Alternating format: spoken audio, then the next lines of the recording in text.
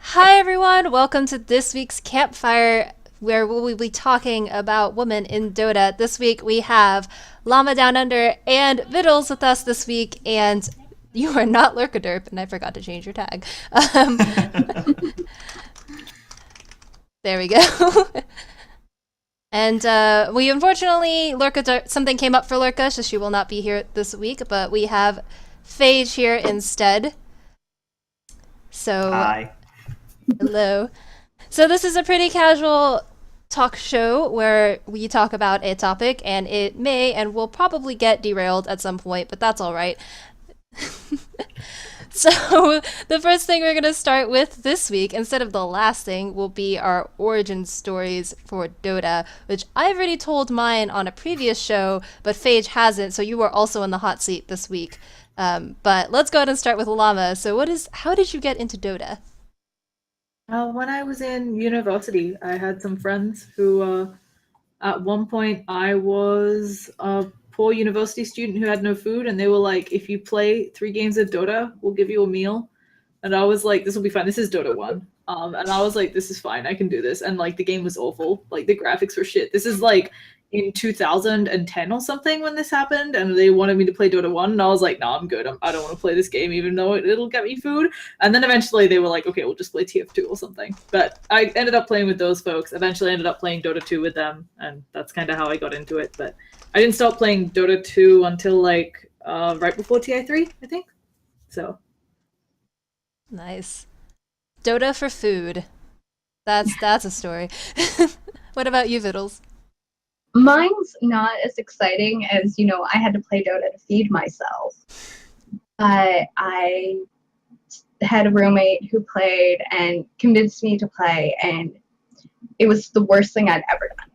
Just the first game of Dota was the worst thing I've ever experienced, and I died every time, all the time, and I didn't touch the game again for almost a year, something like that, until I was watching Navi play and was like, "Oh, Navi," and Navi convinced me to play Dota again. Nice. That was it. What about you, Phage? Uh, I'm trying to remember. I think I just got a beta invite on Steam, and not unlike Vittles, like I poked around a little bit. I wasn't brave enough to jump into a public match, so I played around with bot games for a little while, and I'd never played a MOBA before, and so I never really got the hang of it the first time around. Like I had fun running around as Wraith King for a while, but didn't really know what I was doing. So not much has changed from my current play, but I really started getting into it. I think it was after TI2. I saw a tiny Wisp combo coming out from Orange Esports. Maybe it was against Orange. I know Orange was in there somewhere, and it was just so cool to watch. And I just happened to pull it up because there was like a Steam announcement. I was like, man, I got to learn this. And so that was where I started getting into things a little bit more. Nice. And my TLDR story, I'm not going to go into super detail because I've already told mine, but basically, friends thought I had played more than 2 games of League. They threw me into a Dota game with no explanation, and I died like 18 times. So that was my introduction to Dota. But yes.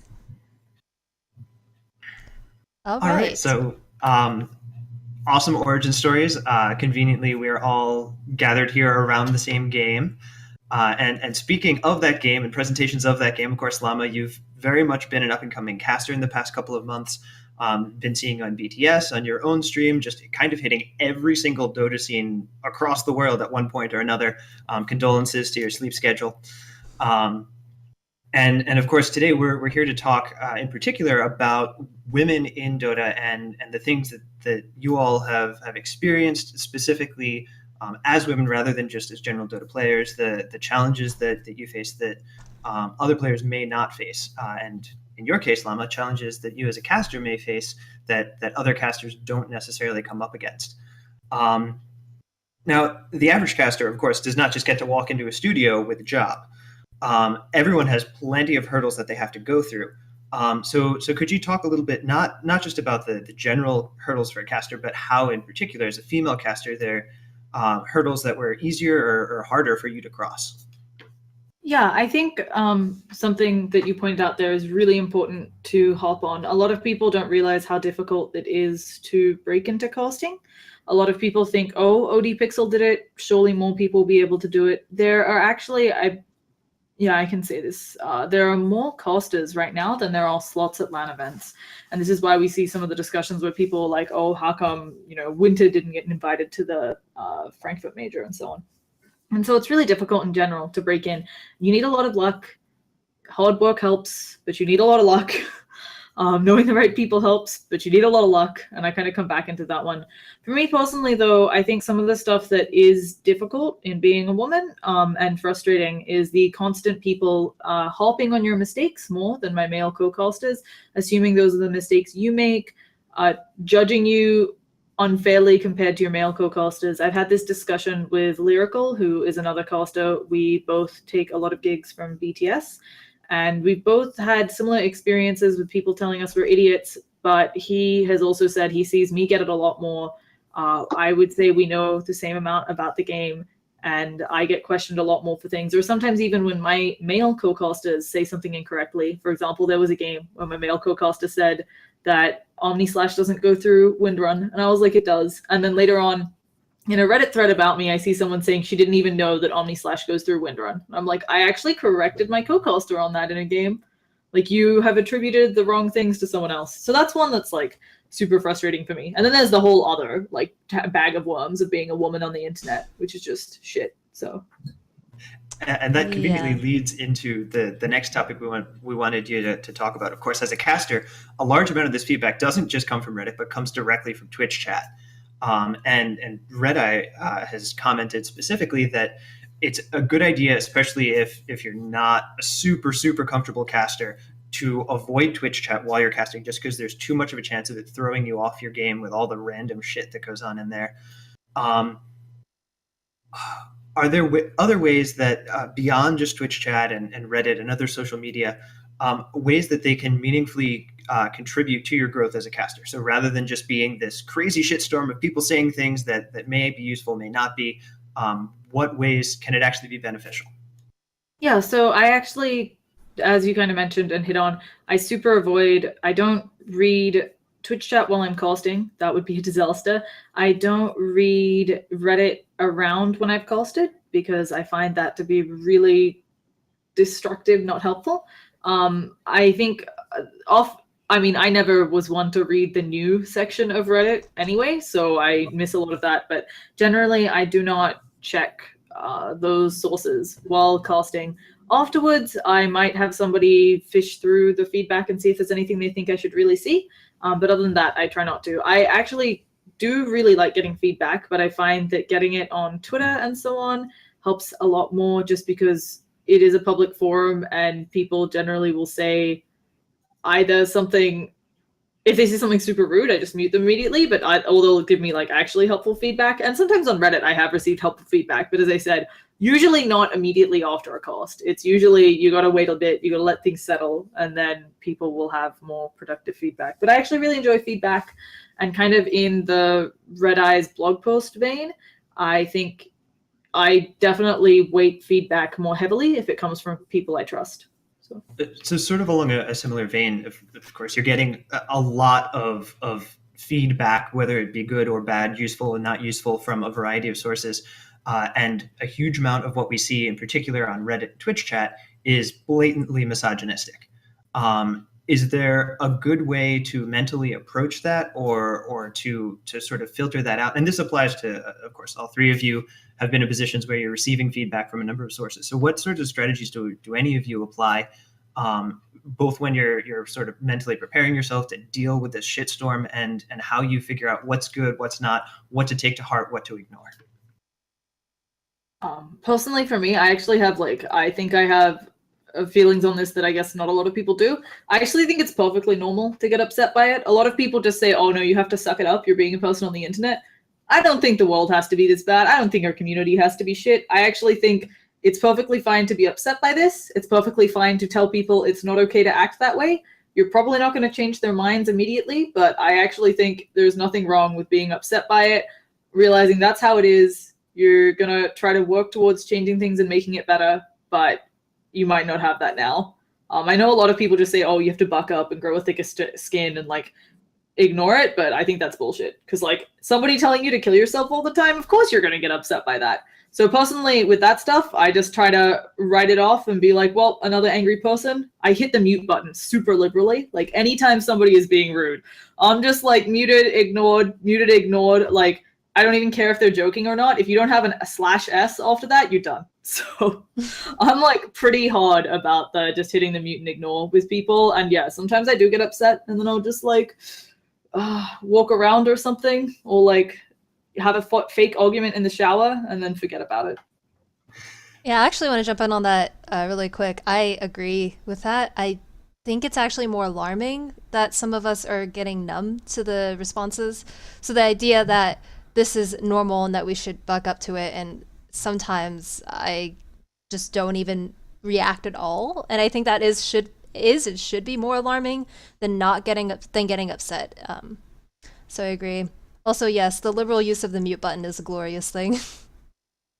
See, I'm the worst because I can never employ the mute button. I wish I could, but I have kind of like, when you see like a train wreck or a bad car crash, I just want to see all the awful comments, and then I'm like, this is horrible. You're all terrible, awful people, and I hate you. And I'm like, no, please go away, but don't make me do a thing. Yeah, I think it's really difficult, right? It's like, I think it's really upsetting that a lot of people write it off. The other thing that irritates me is a lot of people are like, oh, it's children saying this, and it's like, no. Oh. A lot of the people who say this are full-grown adults who think it's okay to say this, and there's a couple people, there are the people who are just outright jerks who would say this to your face, and then there are the people who think it's okay to act this way on the internet but would never do it in person, and those people almost terrify me more, because at least if someone's a douche all the time, I know what I'm dealing with. But the people who actually think it's different, the way that they act in person and the internet, like that they think that it's okay that they act completely differently in one scenario, just it makes me worried that they have this view that like, oh, if I say it on the internet, it's totally fine. So. And so along these lines, of course, we've touched primarily on the fact that you as a caster are very much in the public eye, getting a lot of abuse from a variety of different social media sources.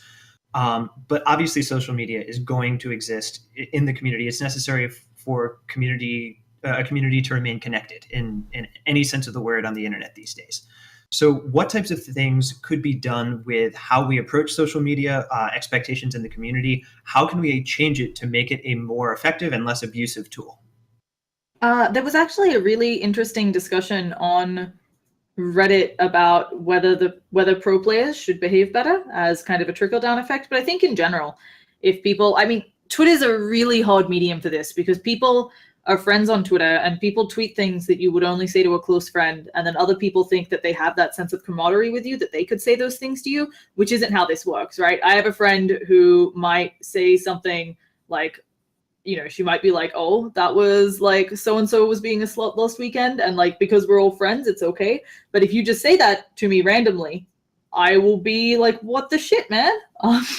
So I think Twitter has that problem of like different levels of people knowing each other. But I really do think there's something to be said for just everybody who is in a position to, if you call out people who say these things that are super objectionable, if you make it known that you do not think that's okay, that people behave that way, it will eventually change their behavior. It's an environment thing as well. Like you were saying, I think that we can't continue on being like, this is okay and this is acceptable, and those people are just going to do that, and they're just going to say that, and we can't continue on saying that, well, boys will be boys, basically, which is a really big issue. I think you need to change the environment in which things are being said. That would be the first step for sure. Yeah, like I definitely agree. If it's just kind of shown more to be not acceptable, and if you see more members of the community, like you were saying, where Twitter is difficult to kind of show, but in different places, just saying, so many people come out and say, oh, such and such shouldn't be done, I don't like seeing this. It helps. It does trickle down some. So just a difference in community expectations. But that in and of itself is not the easiest thing to regulate, obviously. Yeah, and I think that's something that also takes time. It's really difficult, obviously, to expect a community to change overnight. There's a lot of history with different segments of the community being better or worse, right? For example, I think the American Dota scene has a history of being particularly rude to each other, and I think it's just difficult as you said, it's also difficult to enforce, but I don't think it's unfeasible. Like not even if, when players come out and say things, which they have before, right? You can see when a lot of the players were complaining about how people cost, there was definitely a change almost immediately after that. And so there are people who have a lot of power in these places who can definitely affect change by, speaking out against what they find to be problematic behavior. Mm-hmm. So before we move on from casting, there's one thing in particular I've heard about you, Llama, that I would like to give you an opportunity to address, because personally I think it's really inappropriate, but I'm sure you will have a much better response to it than I ever could. So one thing that I hear a lot from people about your casting is, yeah, she's good, but she only got where she got because she's a girl. And this concept of we've discussed some of the hurdles that you already have to cross that other casters may not have, but the idea that you get some sort of free pass, and that you haven't had to work as hard as other casters in the scene to get where you've gotten. And I just wanted to give you the opportunity to respond to that comment, which I'm sure you've heard at least as many times as I have before we moved on. I think there are a lot of people who don't understand how much work various people put into casting. And what almost alarms me more is I've actually gotten that from other casters. I think a lot of the problem is when somebody has something you want, or maybe you don't believe that they should have, instead of realizing that maybe not everybody thinks the same way as you, that people immediately jump to these crazy conclusions. Obviously, I've also seen the chat that's like, hey, assuming that I slept with someone to get where I am. It's a bit ridiculous. I have a girlfriend. I'd never met any of the people I'd casted for before this.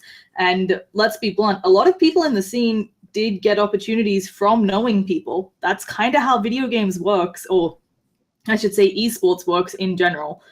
You don't, even I think in other bigger games, a lot of the times you get opportunities based on who you know. That's kind of how life is.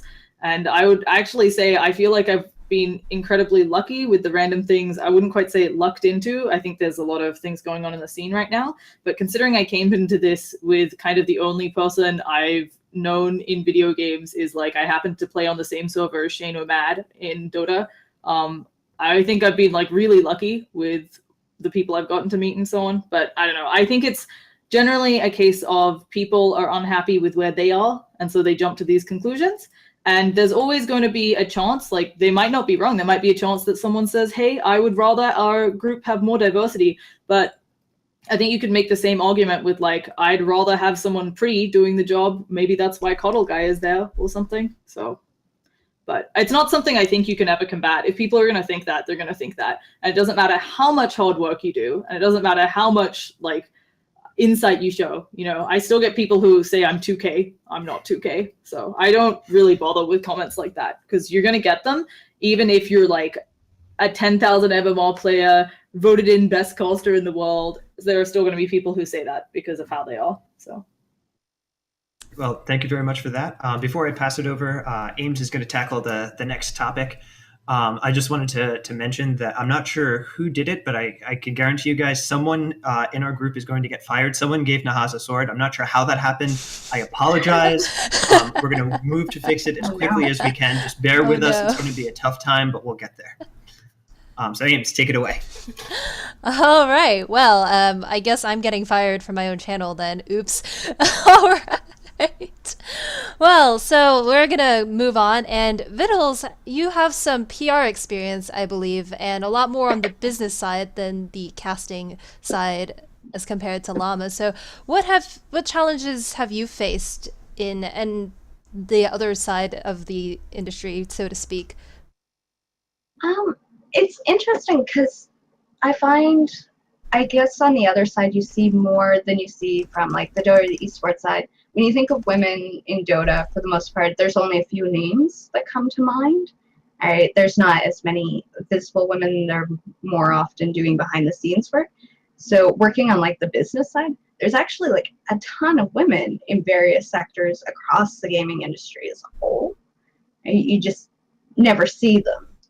So it's a little bit different in a sense, because while everything's still, like, it's weird working in PR because you'll get these things where it's like, we're trying to market our game towards males between the ages of 18 and 34. And then I'm like, yeah, but I'm the one who's going to buy this game. Right? And I'm the one who's working on marketing your game. And I'm not a male between the ages of 18 and 34. But there's actually a lot more women in the background. And even so, the tone is still kind of shifted as though there is a male, like a very large male majority or dominance leaning. So I find that interesting. So the community tends to be a little bit more supportive across just because there's more women in different places, but it still has that tone, I guess. That's interesting. Do you think that has to do a lot with just the expectation that this is how it should be, or do you think that has to do with specific, I don't know, people's expectations, or what do you think is the source of that pervading idea? I think it's a bit of a combination, because you do have the expectation going into games that they are aimed towards young men, right? And like that's the thing too. Like the idea is that games are aimed towards the younger crowd, right? You're looking at the younger, but in reality, they're often played by people like age 30 and above. Like that's, you're more general, like our age. I'm not gonna coast myself to 30 above though. I didn't do that. But it could also be the way the job market's been working. The women who are up and coming within the scene now are all fairly young. They're ones who have gotten to be encouraged into it in the last few years, as things have kind of been moving away from that more traditional form of the industry. And also in the sectors that you find women all across the board, but still there's a lot of areas that are more expected. You expect to see more women in the administrative jobs, in games, in like marketing or in art, rather than like development. Mm-hmm. And so I think the industry on this side's kind of slowly changing to open more into that, especially as more and more women are kind of working their way through and banding across the lines, which helps a lot. So sorry, no, yeah. You're good. So you've done various things within Dota. We've heard that you've done a cosplay as well. But with one still, but across all of the things that you've done, managing Slacks, which I'm sure was a daunting task. But do you see that same level of, do you see the same level of sexism or any sort of, bias against women across all of those positions, or was it particularly bad in one sector? I'd say it depends, because like your exposure to the public is different, which is where you'll end up coming up against more negative comments and like sexism. I find like when I was streaming, you get the people who fall into your chat and they say awful things for a few minutes until they get bored or somebody times them out. But then in among writers, you had a group of just set writers who all work together, and you would never really get anything except for your more, I guess, what you would call like your casual sexism, where it's just like you're gonna get this in sort of any situation. Like this fellow writer is going to kind of say, mansplain these terms to you as though you don't know what you're talking about in different cases.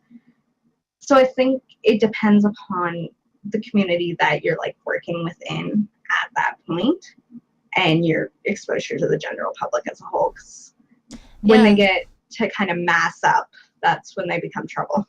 Yeah, Lorca mentioned this as well once, probably publicly, but also to me, but that her sometimes being in behind the scenes, like she is behind a genderless stats box, as she put it, can really change people's opinions. And if they don't see you, then obviously as soon as you get revealed, so to speak, that's when it really begins to ramp up. And I've also seen that while streaming as well. But back to what you think about backtracking just a little. So, with the amount of women behind the scenes and growing in the gaming industry, do you think that will be key to helping to change the environment in which women in gaming have, or do you think that it will take a lot more than just that? Well, it will take more than that, but what do you? How big of a role do you think that'll play?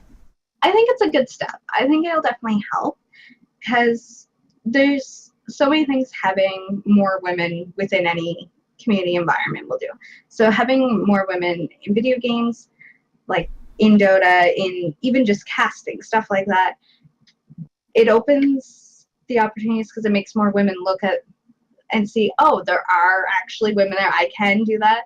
Like, there's nothing worse than going to, like, we've probably all been to an event where you were like the only woman in the room, and nothing will make you feel more uncomfortable or unwanted than being the only person in the room.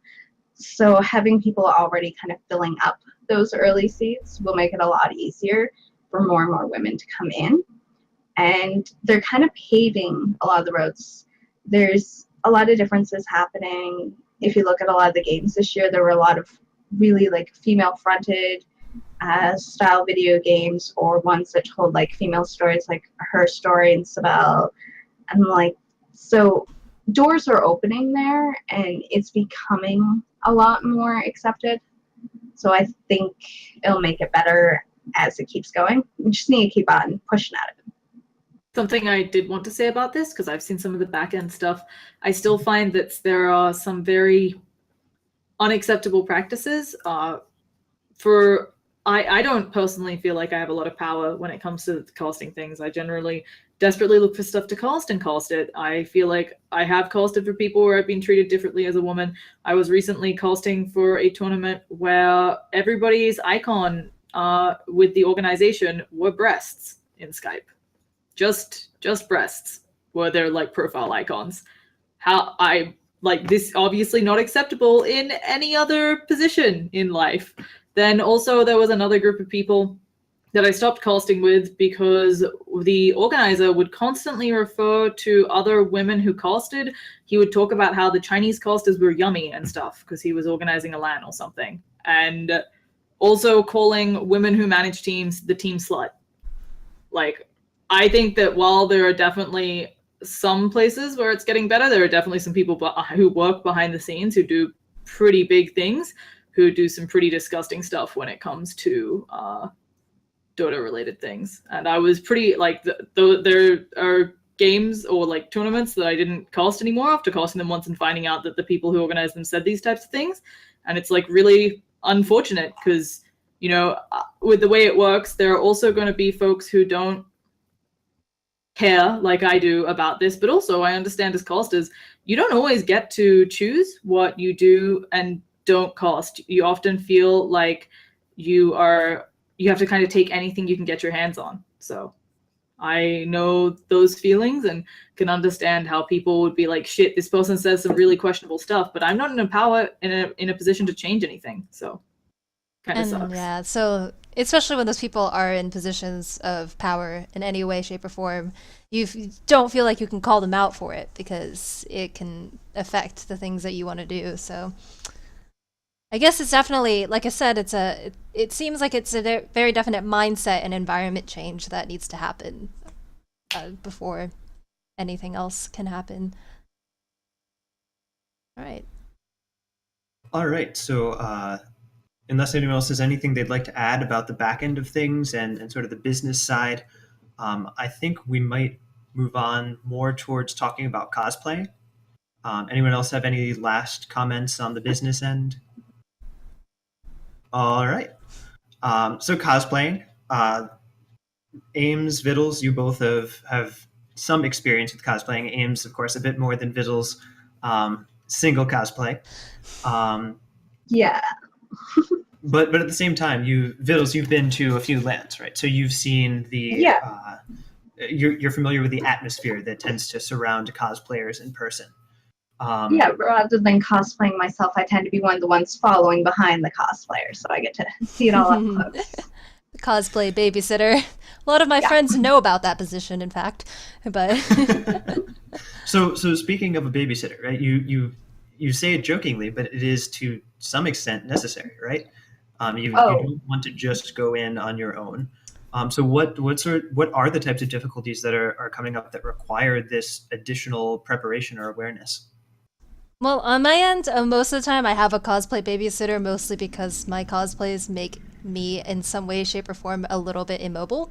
There are some armors that I've worn that I cannot kneel, and I cannot sit without unstrapping something. So a lot of it turns into you need someone around to help you reach the things you cannot reach, to tie the things that have become untied. And so when I say babysitter, that's really what I mean, is it's really someone to help you along as you're no longer fully functioning most of the time. But yeah. Yeah, for the most part, it's a lot of like last minute adjustments and holding stuff while pictures are being posed for helping in and out of parts of costumes. But there's the odd occasion where I've definitely stood on the sidelines and had to be like, all right, I have to go over and like yell at this guy because he's trying to take some creep shot from the side of from like, this bad angle that's not gonna turn out very well, that sort of thing. So it's good to have someone just on hand for anything that might arise during a cosplay emergency. So along those lines, do you feel that the community, both at the professional level and at the non-professional level, what type of respect is present for cosplayers? And is it ubiquitous across both genders? So the two most recognized genders, let's say. So this is kind of interesting, as I've actually never cosplayed at a LAN per se. I was at PAX, but I will say basically I've not really cosplayed really in the gaming sector, more just in general. And in general, actually, guys have a harder time getting known in the cosplay world, but it is because of this viewpoint of a lot of people have of cosplay, which is very sexualized, and not gonna gloss over it, that makes it much harder for guys to get into it, but also presents this issue of that's what a lot of people see cosplayers as. Very, and it can become an issue, because one thing that I haven't really told many people is that cosplay helped me become more confident with myself and my body, and being able to do something like this and put something on that's badass and walk around a convention really does help you feel more comfortable about yourself. And so that's when I started realizing, a lot of cosplayers who may wear something like more revealing, they're not really doing it for their, just to show off. A lot of them are doing it because they feel comfortable, they feel badass, and this is what they want to do and what character they want to represent. And I feel like a lot of people don't understand that, and they think that people are cosplaying, in something, if they happen to be wearing something revealing, because they want to, over-sexualize it and show off. But it's really not true for the most part, so. It also always cracks me up because people always like, oh, that person, they made the cosplay so sexual. And I'm like, have you seen what the original thing that they were cosplaying looked like? Yeah, exactly. It's like material. Yeah, you're like, it literally was like 2 pieces of patchwork over the nipples. Like, that's what they're cosplaying. Of course it's gonna be sexual. Like, it's like, I remember seeing someone complaining about how someone, I think it was Kitty Play Games, came and was dressed up as Quap. And someone was like, calling her a slut or something, and I was like, she's dressed up as Quap and she looks excellent. Like, It's Quap, guys. You're meant to be looking really attractive wearing a bra. That's the hero. Blame the developers. Yeah, there's no other way you can cosplay Quap. It's just not possible. Yeah, that's another part of it too. Like, sometimes to be true to the source material, Oh, I've even seen cases where, like, a lot of times in order to be able to physically wear the cosplay, you have to actually improve upon the source material and cover the girls up more, because you're not actually able legally or physically to leave the house like that sometimes. Have you guys seen the ones where people do now where they actually make fake breasts? They like make paper mache breasts so that they can stick the clothing to it Yeah. because they're like, I'm not naturally that well endowed, / that's not humanly possible. Yeah, I was really liking that one. But yeah, it does crack me up where people complain about it. And it's the same as like people will complain about QWOP. And then I've definitely seen someone walking around shirtless as the Juggernaut, right? And everybody's like, oh, that's fine. That person clearly didn't do it for attention. It's just Juggernaut being shirtless. And I'm like, what? Ridiculous. I Yeah. suppose Dota does have, the good side that for the most part, Dota heroes across the board are fairly well dressed, and the ones who aren't it's in line with their lore and stuff. They're canonically undressed. That is true. I will say that a lot of the Dota heroes are reasonably dressed. Yeah, I also like in Dota how, unlike some other things, like we have some dudes in full plates of armor.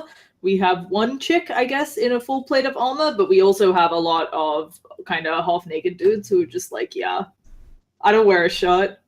I don't need armor. And so it's kind of like not as nearly as bad a double standard as some games where it's like all the dudes are in like full plate mail armor and well protected, and the women are like, the only important parts of my body that are vital are my genitals. So That is true. And I can say from my perspective, I've got a strong background in dance, and something that occasionally comes with the territory there is being a bit too conscious of your own body and exactly what you look like. And I tweeted about this before. Anyone who is physically able to bring themselves to go out in public in a QWOP outfit has my undying respect, because I could never do that.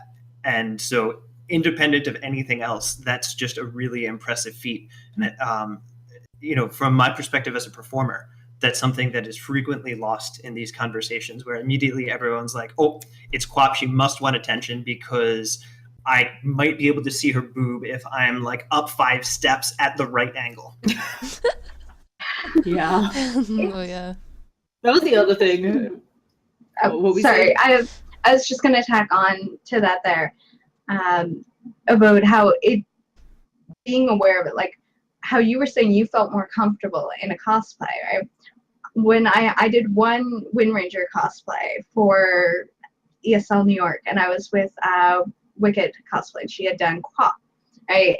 And the two of us, she was much more undressed than I was, but I felt way more uncomfortable. And all I had shown was my midriff, and I've shown my midriff plenty of times before, but the whole just being out of person and into a different character, and very much so all of a sudden you move into a center of attention that you do not expect, because random people would just be like, oh hey, you're Wind Ranger, let's talk, can I have a picture, etc. And I was like, oh my god.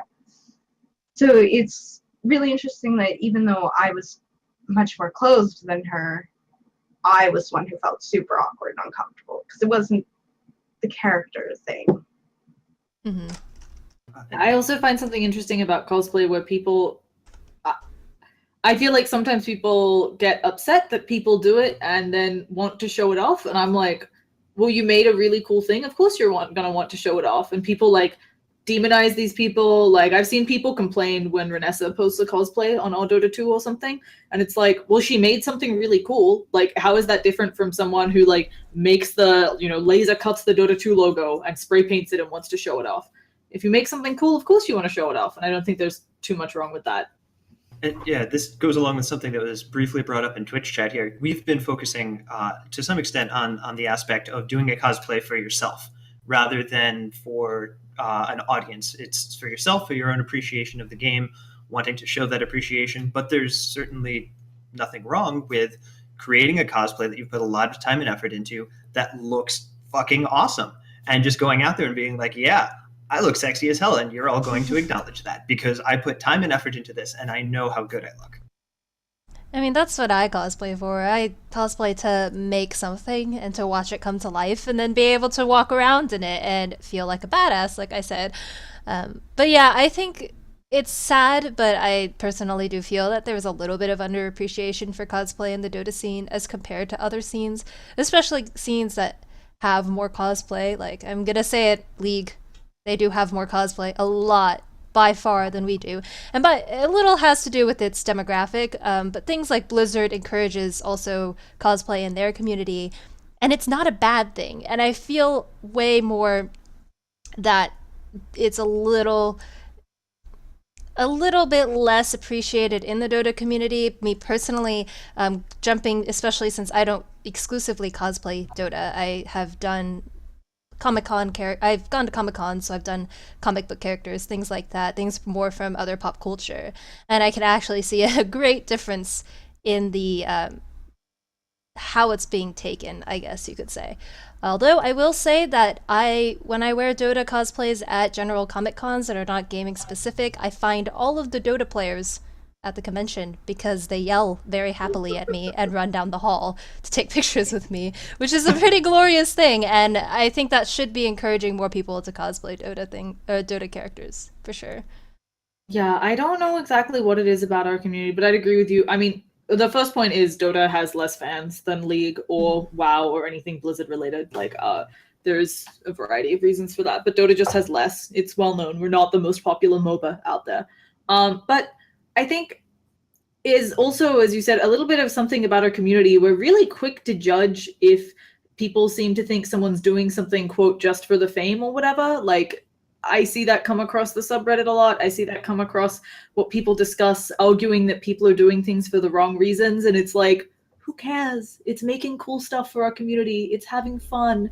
Like, as long as no one's running off with your money, it's fine. I'm just... Yeah. I don't get why our community is big on that. So, and honestly, doing cosplay is not the way to get to fame, because it is hard to do this unless you are very, very committed to the craft. Very hard. So yeah, that one cosplay, I did the time and effort and money that went in to do various types of craft. It just blew out the appreciation that I have for cosplayers. It's like, you do it for whatever reasons you want. It's amazing. So we've talked about a few different aspects of being a woman in the Dota scene, right? Llama brought us a bit more about what goes on the casting side of things and some of the hurdles you faced. We've heard more about the business side of things from Vdles and from Ames, but also the other two guests about the cosplay angle and things that go on or don't go on over there. And we haven't really mentioned it, but of course, anyone who has played a Dota game with a woman in a stack knows the types of shenanigans that can happen there. In particular, if you are so brave as to use voice comms. So we've talked a lot about a lot of the shit that happens in the community, but we haven't really talked about any resources that are present to deal with it. So when this stuff happens, and it does happen, and it will unfortunately continue to happen, at least for some time, until we can change the community expectations that we've discussed. What resources do exist to help deal with these challenges? So that's where, like, before I was casting, I honestly didn't have any. Like, I had communities, where I've like vetted everyone, where I felt comfortable playing with them. But other than that, there really wasn't one. It's not something that Valve cares about at all. You report a shit ton of players every time someone harasses you over this stupid shit and nothing happens. Like, Valve has made it very clear they do not care about any form of harassment on their stuff. There's the cases of people being impersonated. I think the woman who runs the like Women in Dota 2 Twitter, she does the like really pretty watercolors with like shit people have said to her in Dota overlaid over the top, and she had people like doxing her through making a fake Steam account pretending to be her, and like Valve just doesn't give a shit, and it's well known they just don't have customer service support at all. So I think it's really sucky though. Like, and I think that's honestly why we have so few women. I would not have gotten into this if it weren't for the other communities I was a part of beforehand, because it's so shitty. And now that I'm casting and so on, there are nice places where I can talk to people that I trust, that I've met more like-minded people. But before that, it was just kind of I had a couple friends, I'd get frustrated. I stopped playing solo ranked for over a year because of harassment. So only playing in 5 stacks. It sucks. Yeah, it's very much that you have to build your own community to kind of have a support system, because there's not anything sort of ready made out there. And people are good in Dota, like for the most part. For the most part, everyone I've talked to has been wonderful people. All right, like within the scene, not the terrifying, awful people you run into pubs who just say it's a girl GG when you first say hi on voice chat or what have you. But making those kind of connections and building up like your own sort of community support system, because if I ever had like any problem, when I had ones early on streaming and whatnot, I could always go to any other woman in Dota and just be like, hey, I know we haven't really talked much, but I got this problem and you dealt with a thing like this, help. And they will. Like, it's great that way. Yeah. Yeah, I was gonna say, when I started playing Dota, like I said, I started with a group of friends, and I actually almost exclusively played only with the stack for a year. And I very recently started, really over a year actually. And even then, if our stack wasn't big enough, I wouldn't use my voice, my mic, If you don't have because 5. yeah, it's not worth it.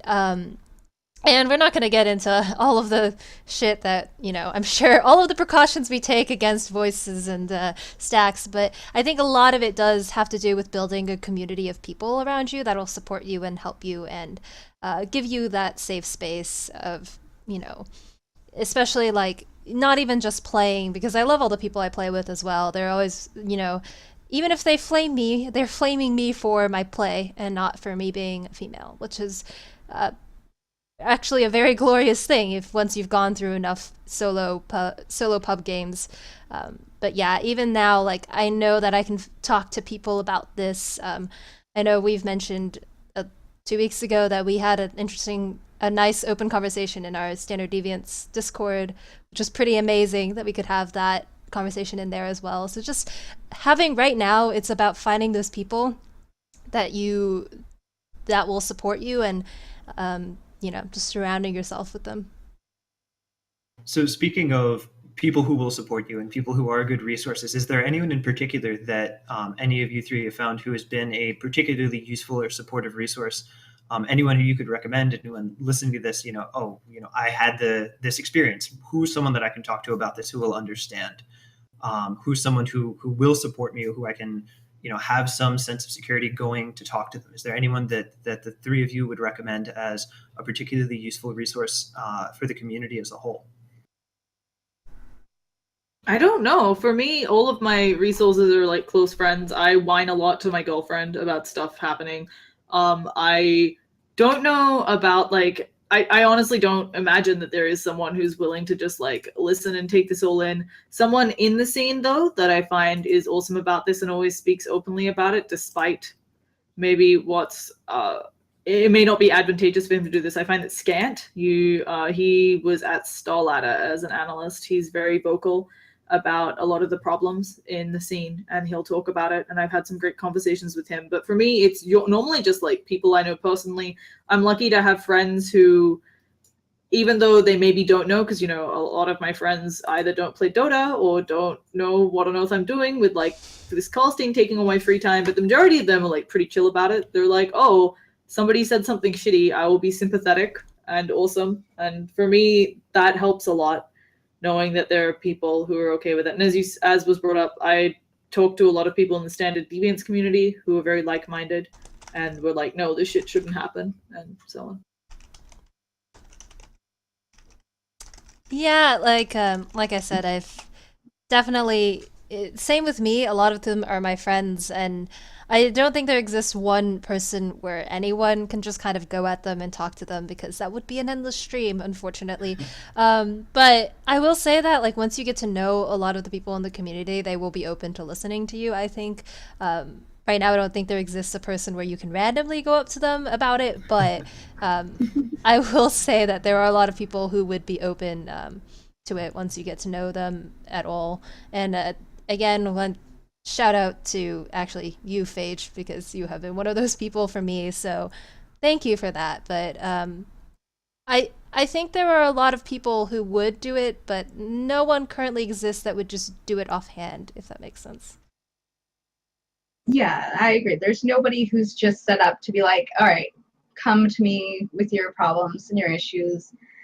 But it is true that between close friends and becoming friends with people within the scene, you find people. For me, when I was streaming and would get awful, terrible people, I just feel like I go to my other stream girls like Ashley, who was to be here tonight, and I just be like, oh, this totally just happened, and she'd be like, oh, I remember one time when this happened, and then you just drink some wine and bitch about the terrible people you run into during the day, and it makes it better.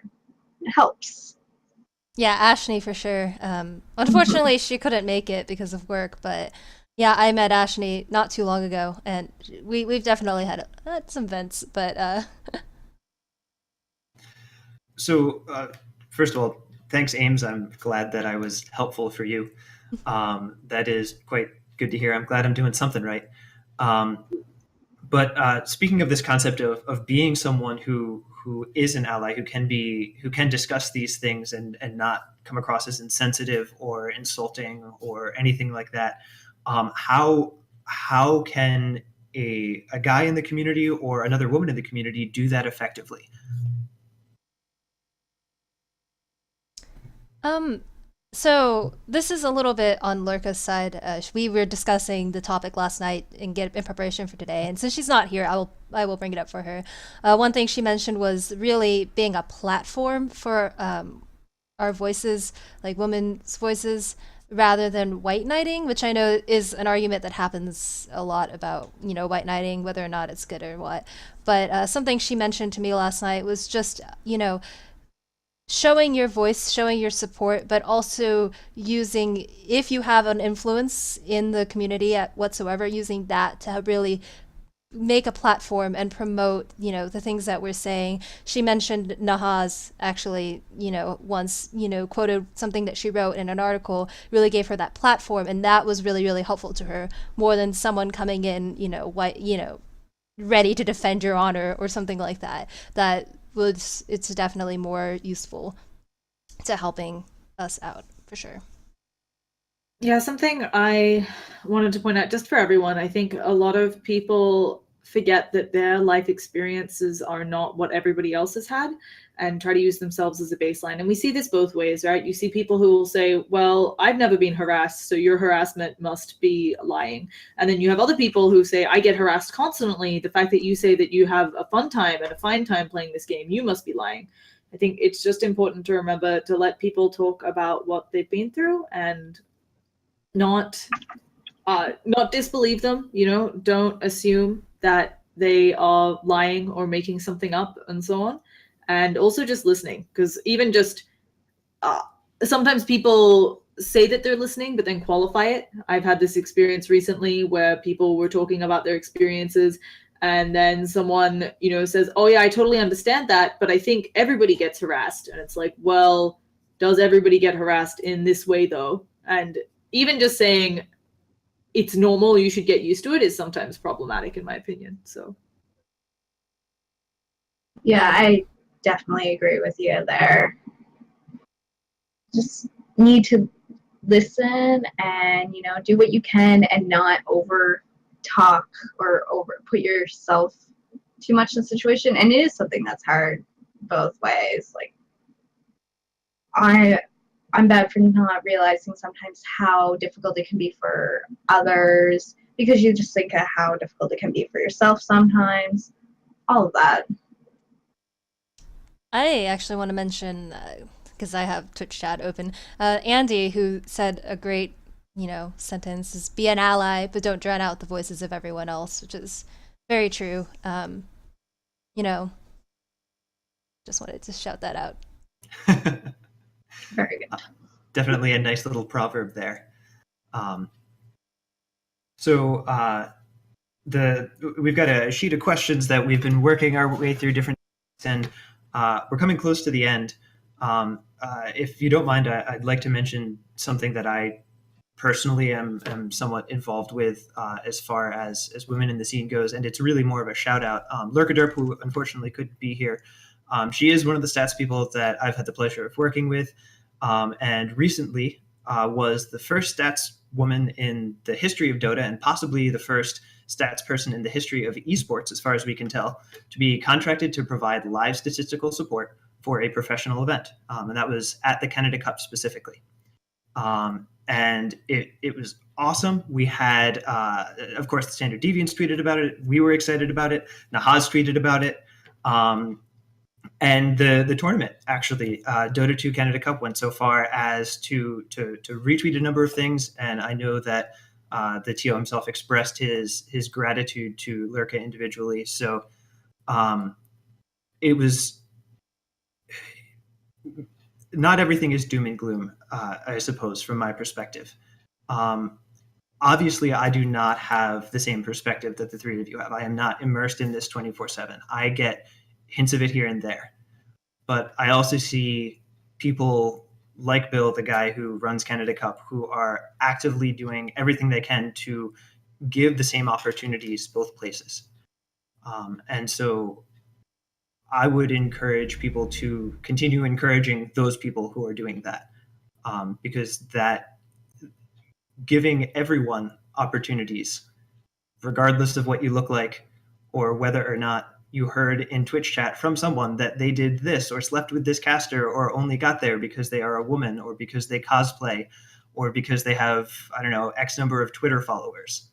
Ignore that. Give opportunities where they are earned.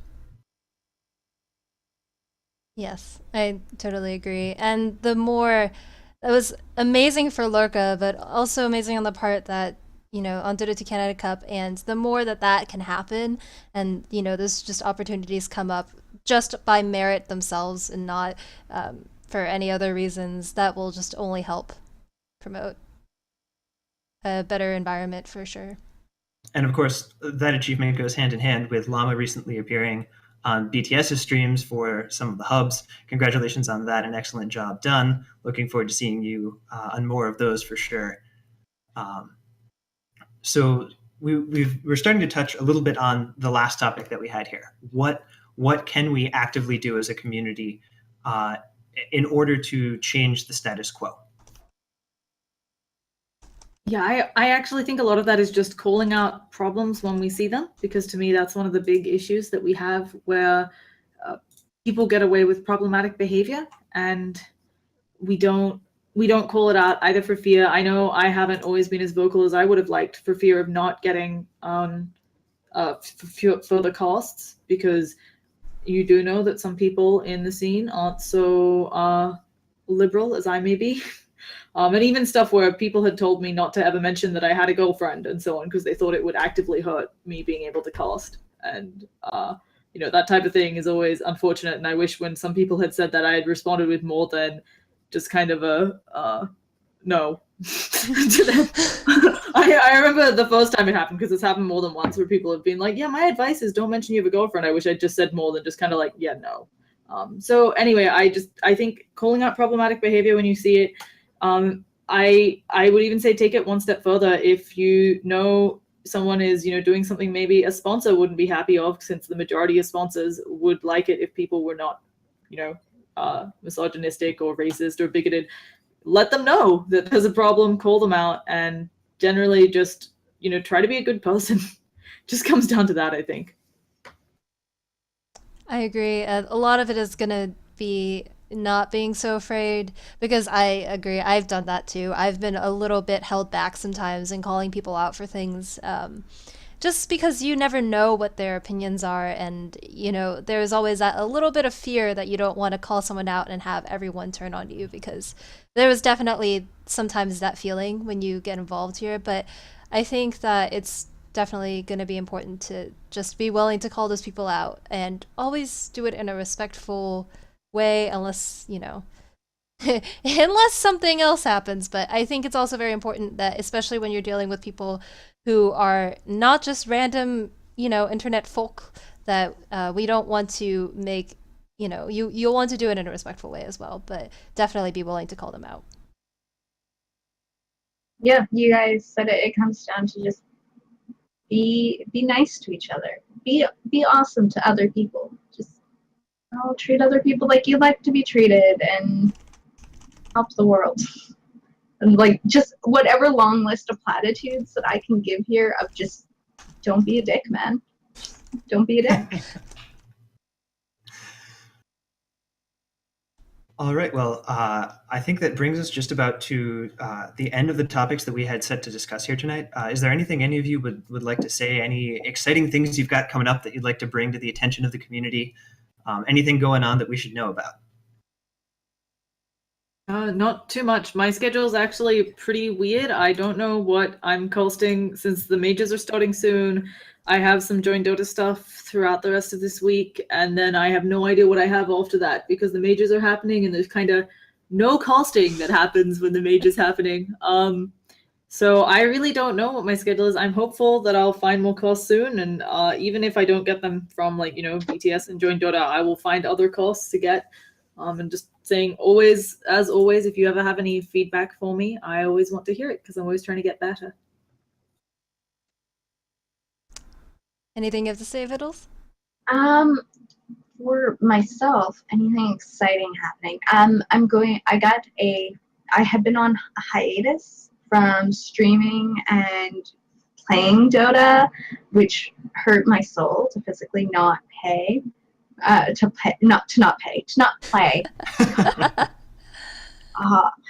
I've got a new computer, so I'm actually going to be streaming again. I have to completely relearn how to play. I forgot how to last hit. I'm worse than I ever was. But that should be fun to try and come back from even lower in the trenches. But you can play again, and that is the more important part here.